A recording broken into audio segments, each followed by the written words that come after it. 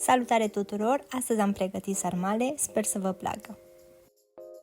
Avem nevoie de o ceapă pe care o tăiem în bucățele mici. Vom da pe răzătoare un morcov, jumătate de ardei roșu pe care îl vom tăia cu bulețe.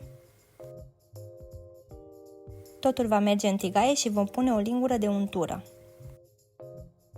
o foaie de dafin. După ce a început să se călească totul bine, vom pune sare, piper și la sfârșit puțină apă. Amestecăm din când în când și după ce s-a făcut totul, punem o cană de orez. Amestecăm bine. Apoi am pus puțin cimbru. Amestecăm totul. Punem o cană de bulion și amestecăm totul bine. Îl vom lăsa la fiert încă 10-15 minute.